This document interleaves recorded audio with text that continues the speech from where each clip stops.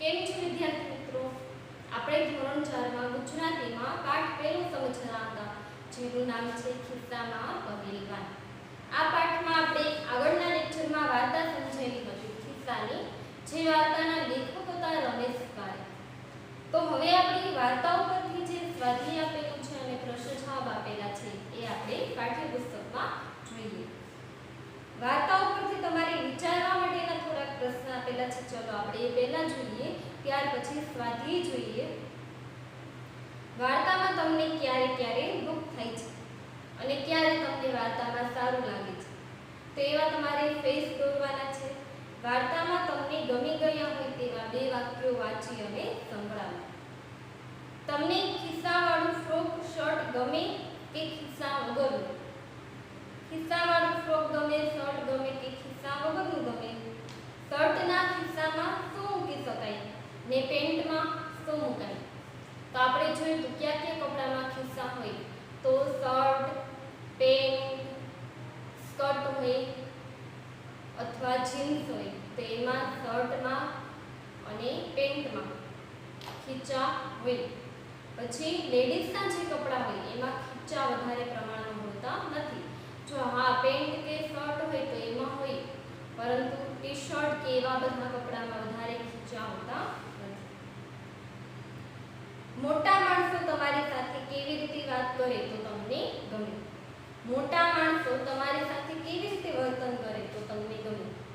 Mummy papa અને ઘરના બીજા બધામાં કોના કપડા પર ખિસ્સું હોતું નથી અને શા માટે? તો એ આપણે જોયું તો પાઠમાં અને અત્યારે પણ જોયું. પેન્ટ, શર્ટ, ટી શર્ટ, ઘણા બધા ટી શર્ટ એવા હોય કે એમાં પણ ખીચા હોય.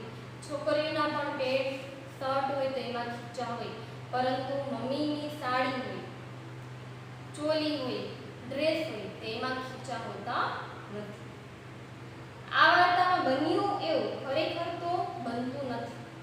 તો તમને મજા આવી કે નહીં? આપણે વાર્તામાં જોયું કે ખીચું હતું અને એ રખડતું હતું. ખરેખર ખીચું હોય એ રખડતું ના હોય, એ બોલી ના શકે, પરંતુ આપણે વાર્તામાં જોયું કે ખીચું છે, રડતું હતું, બોલતું હતું, રડીને ચોખ્ખું થયું. તો આ વાર્તામાં જે હોય એ ખરેખર રિયલમાં હોય નહીં. વાર્તામાં જે બન્યું એવું ખરેખર હોતું નથી. તો આ વાર્તા તમને સાંભળવાની મજા આવી કે નહીં? તો હા, આ વાર્તા સાંભળવાની આપણને બધાને મજા આવી, કેમ કે વાર્તામાં સરસ મજાના અભિનય આપણને જોવા મળ્યા. ખિસ્સું છે રડતું હતું, પછી સૂરજ દાદા પાસે ગયું હસતું હતું, ત્યાં સુકાઈ અને ઇસ્ત્રી કરવા માટે ધોબી પાસે ગયું, ઇસ્ત્રી કરાવી દરજી પાસે ગયું અને દરજી એને લગાવી દીધું. તો આમ ખિસ્સાને ખૂબ જ મજા આવી, આનંદ થયો. તો આ વાર્તા સાંભળી અને આપણને પણ મજા આવી. ચલો અભિનય કરવાનો છે. ખિસ્સું બોલે છે. કેવા કેવા વાક્યો વાર્તામાં બોલેલા હતા એ વાક્ય તમને અહીંયા આપેલા છે. એ વાક્યનો તમારે ઘરમાં અભિનય કરવાનો. અત્યારે આપણે બધા ક્લાસમાં સાથે નથી, નહીંતર આપણે પણ એવી વાર્તાના અમુક અમુક વાક્યો બોલીએ અને તેનો અભિનય કરીએ, અભિનય ગીત ગાઈએ. પરંતુ હવે તમારા અભિનય ક્યાં કરવાનો છે? તમારા વડીલોની સામે. શું કહે છે? એમ શું કહો છો બુસ્કોટભાઈ? મને તમારી સાથે બહુ ગમે છે. આ ખિસ્સું બોલે છે, તો એનો અભિનય તમે કેવી રીતે કરશો? એમ શું કામ કહો છો બુસ્કોટભાઈ? મને તો તમારી સાથે ખૂબ જ મજા આવે છે. તને જોઈને સુખ ચડે છે, તારી સાથે વાતે કોણ કરે? કોણ બોલે છે? બુસ્કોટભાઈ બોલે છે. કોને કહે છે? ખિસ્સાને. તો એ બુસ્કોટ બોલતો એ વાક્ય આપણે બોલવાનું છે. તને જોઈને તો અમને બધાને સુખ ચડે છે, તારી સાથે વાતે કોણ કરે? હવે તો વહાલું આવવું લાગે છે. બચુકડા, તું સરસ મજાનું સુંદર લાગે છે, વહાલું લાગે છે. મારે તારું કામ નથી, ચલ ભાગ અહીંયાથી, જતો રે. મારે તારું કોઈ જ કામ નથી. એ બચોડિયા, મારા કપડાં તે બગાડી નાખ્યા? અરે એમ વાત છે, આવ અહીંયા, તારી કરચલી હું ચપટી વગાડતા જ છું કરી દઉં. હું એકદમ કડક અને હવે ફાકડું થઈ ગયું છું હો. તો આ વાક્યના તમારે અભિનય કરવાનું. વાક્ય છે વાર્તામાં કેવી રીતે બોલાયેલા છે એવી રીતે તમારે બોલવાનું. चलो હવે પ્રશ્ન 5 આપેલો છે, આપણે જોઈશું વાક્ય સાચું છે કે ખોટું એ તમારે વિચારવાનું છે વાર્તાના આધારે। તો ચાલો આપણે પ્રશ્ન 5 ને લખીએ।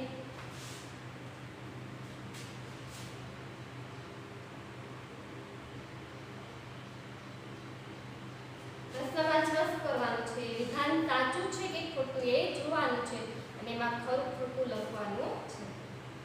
પહેલું છે ખિસ્સું રખડું હતું તેથી ચકાચક ચોખ્ખું હતું। ખિસ્સું રખડું હતું તેથી ચોખ્ખું હતું, તે વિધાન કેવું છે? ખોટું। ખિસ્સું રખડું હતું તેથી કેવું હતું? એકદમ ગંદુ અને ગંધારું હતું, ચોખ્ખું હતું નહીં। પહેલું વિધાન આવશે ખોટું। બીજું, ખિસ્સાની આંખમાંથી સફરજન જેવડા આંસુ ટપક્યા। કેવડા આંસુ હતા? સફરજન જેવા। તો એ આપણે વાર્તામાં જોયું, આ વિધાન કેવું છે? સાચું।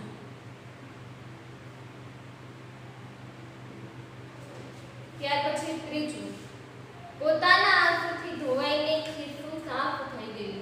તો હા, પોતાના જ આંસુથી તે કેવું થઈ ગયું? એકદમ ચોખ્ખું, કેમ કે આંસુના પાણીમાં તે પડ્યું અને એકદમ ચોખ્ખું થઈ ગયું। ત્રીજું વિધાન આવશે સાચું।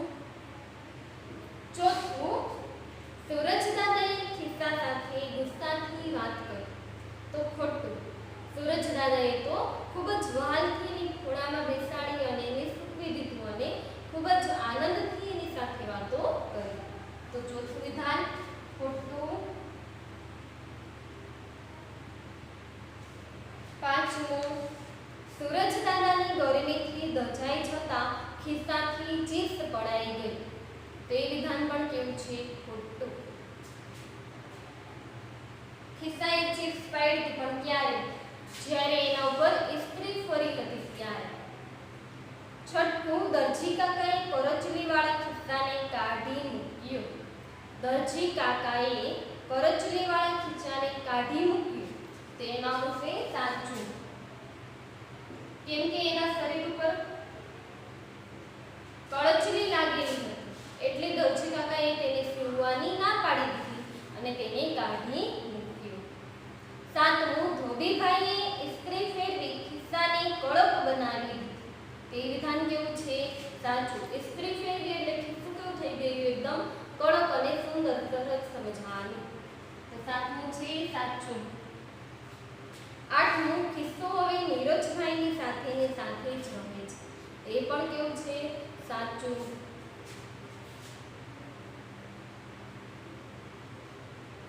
હવે નીરજભાઈની સાથે જ રહે છે, કેમ કે તે હવે નીરજભાઈના બિસ્કુટ ઉપર જ બેસેલું છે એટલે નીરજભાઈ જ્યાં જાય તે એની સાથે જ હવે રહે છે। તો આ હતા ખરા ખોટા। હવે પ્રશ્ન 6, આવું કોણ બોલી શકે છે? આ વાક્ય આપેલા છે, વાક્ય એવું કોણ બોલી શકે તે તમારે વિચારવાના છે। વાર્તાને આધારિત આવું વાક્ય છે કોણ બોલી શકે છે? બોલેલા નથી વાર્તામાં, પરંતુ વાર્તાના આધારે વાક્ય કોણ બોલી શકે છે તે આપણે વિચારવાનું। પહેલું, અરે વાહ, આવું મજાનું ખિસ્સું તો મને બહુ ગમે। આ વાક્ય કોણ બોલી શકે? નીરજભાઈ। જેવું નીરજભાઈના શર્ટ ઉપર લાગ્યું એટલે નીરજભાઈ એવું બોલી શકે કે અરે વાહ, આવું મજાનું ખિસ્સું તો મને તો બહુ જ ગમે। બીજું, ખાલી જગ્યા, આવો દીકરા બીસ નહીં, આવો દીકરા ડરીશ નહીં। તો આ વાક્ય કોણ બોલી શકે? સૂરજ દાદા। ત્રીજું, એ બચ્ચું ચલ ભાગ અહીંથી, એ બચ્ચું ચલ ભાગ અહીંથી। તો ભગાડવાનું કામ કોણ કરે છે વાર્તામાં? દરજી। ચોથું, ઓ માં, બહુ ગરમ લાગે છે। તો એ વાક્ય કોણ બોલી શકે છે?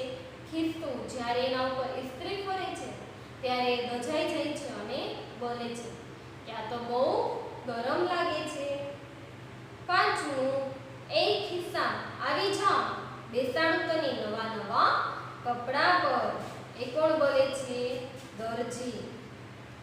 ખિસ્સું છે સરસ મજાનું બની જાય છે, પછી દરજી એમ કહે છે કે આવ, હું તને નવા નવા કપડા ઉપર બેસાડું। તો ચાલો આપણે પ્રશ્ન 6 ના જવાબ લખી લઈએ। પહેલામાં આવશે શું? નીરજભાઈ।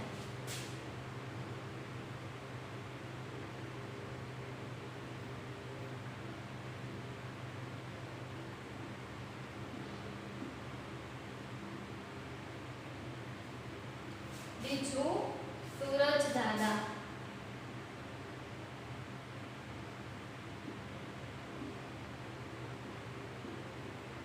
ત્રીજું શું હશે? દરજી,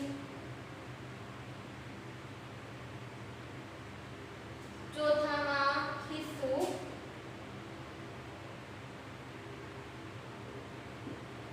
પાંચમું દરજી.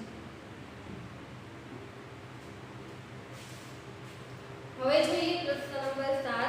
આવું ખિસ્સું કોને કહે છે? પેલું, ગમે તે કરવું પડે પણ એક દિવસ તો તમારી ઉપર બેસી જ જઈશ. તો આવું કોને કહે છે? બુસ્કોટને. કે ગમે તે મારે ભલે કરવું પડે પણ એક દિવસ તો હું તમારી ઉપર બેસી જ જઈશ. એ ખિસ્સાનું સ્વપ્ન હતું અને એ સ્વપ્ન છે એટલે સાકાર થયું અને તેને બુસ્કોટ પર બેસાડવામાં આવ્યું. તો પહેલામાં આવશે બુસ્કોટ,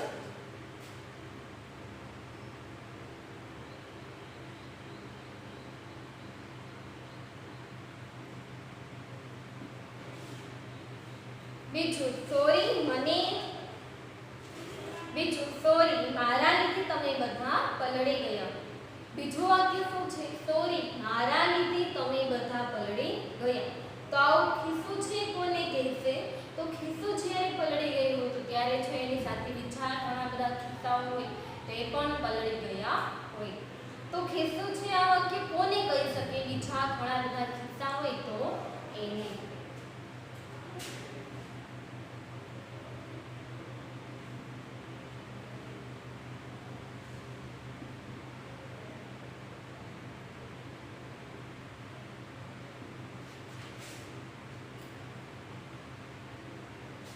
ત્રીજું, મને તમે અને તમારા કપડાં ખૂબ ગમે.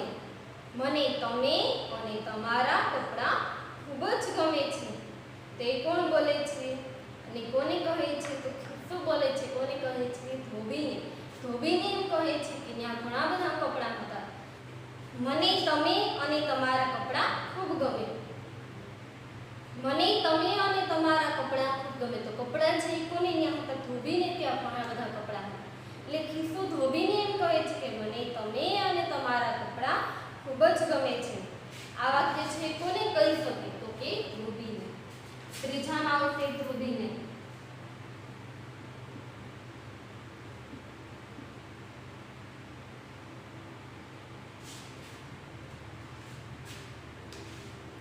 ચોથું, તમે દેખાવો છો ગુસ્સાવાળા પણ છો વહાલથી ભરેલા. ચોથું વાક્ય છે તમે દેખાવ છો ગુસ્સાવાળા પણ છો વહાલથી ભરેલા. આ વાક્ય કોને કહી શકે? તો સૂરજ દાદાને. પહેલા જ્યારે ખિસ્સું સૂરજ દાદાને જોવે છે ત્યારે એમ થાય છે કે આ તો કોઈ ગુસ્સાવાળા લાગે છે, એની સામે જોતા ડરે છે. પરંતુ સૂરજ જ્યારે એમ કહે છે તું મારાથી ડરીશ નહીં, આવ દીકરા આવ, પ્રેમથી જ્યારે એની સાથે વાતો કરે છે ત્યારે એમ કહે છે કે તમે ગુસ્સાવાળા દેખાવ છો પણ છો કેવા? વહાલથી ભરેલા, પ્રેમાળ સ્વભાવના છો. તો આ ચોથું વાક્ય છે કોને કહી શકે? સૂરજ દાદાને.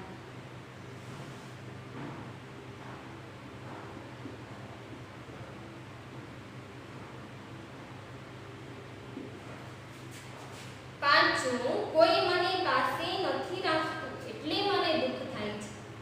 કોઈ મને પાસે રાખતું નથી એટલે મને દુઃખ થાય છે. જ્યારે ખિસ્સું રડતું હોય અને ધોબી પૂછે છે શા માટે રડે છે ત્યારે એમ કહે છે કે કોઈ મને મારી પાસે રાખતું નથી, કોઈ મને બોલાવતું નથી, બધા મને ગંદુ ગંધારું એમ કહે છે એટલે મને ખૂબ જ દુઃખ થાય છે. તો આ વાક્ય કોણ કહે છે? ધોબીને.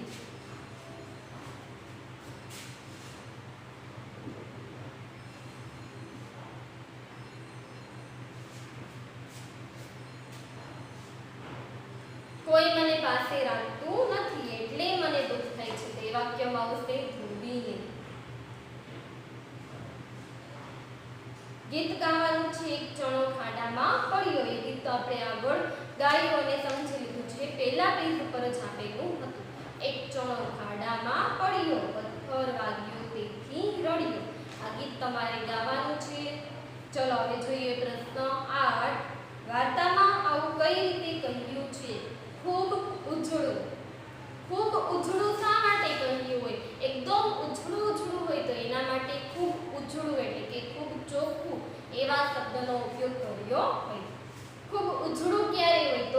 વધારે ઉછળું હોય એટલે કે ઉછળું હોય તો ખૂબ ઉછળા એવા શબ્દનો ઉપયોગ થયો હોય. એવી રીતે ખૂબ લાંબી તો એમાં આવશે લાંબી. ઘણું વહાલું તો વહાલું.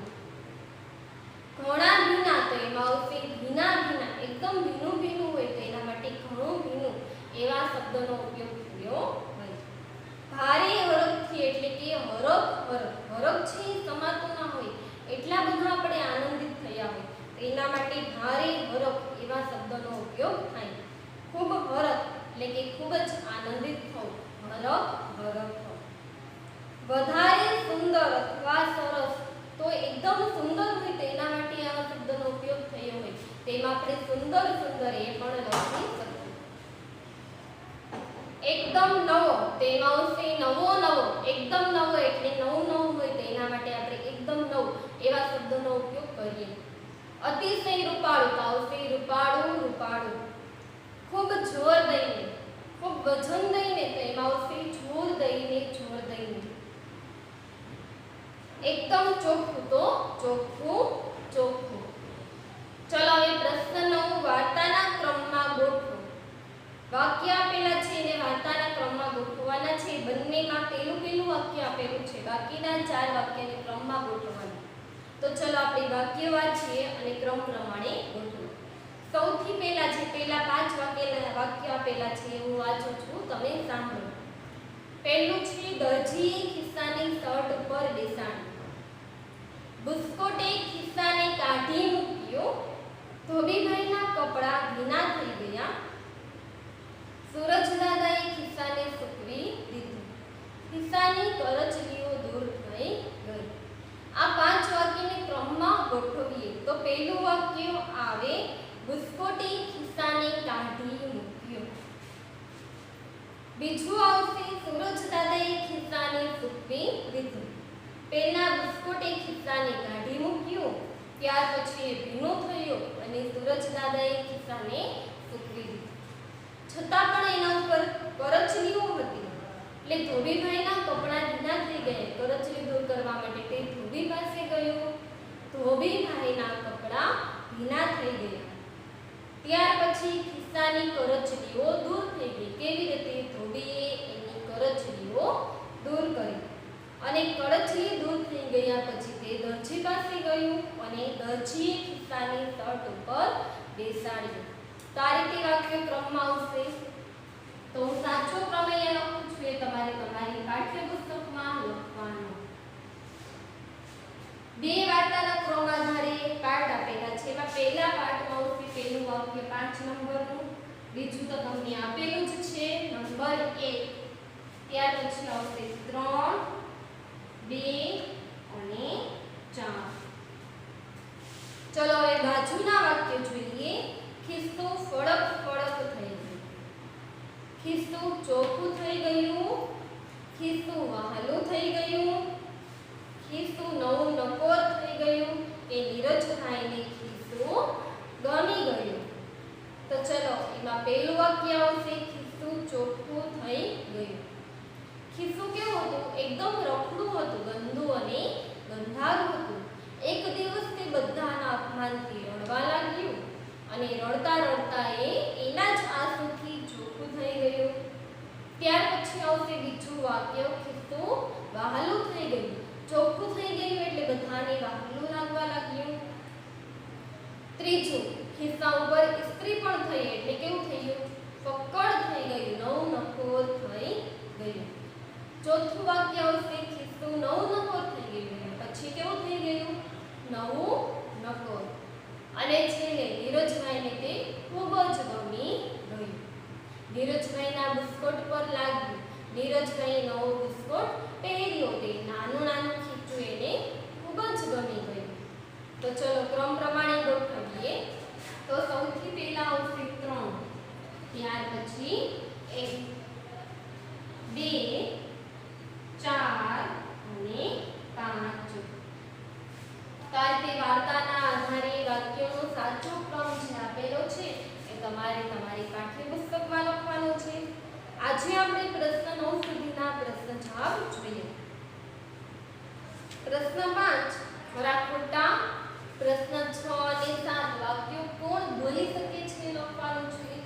પ્રશ્ન 8 તમારે જાતે કરવાનો અને પ્રશ્ન 9 પણ બોર્ડ પર લખેલો છે.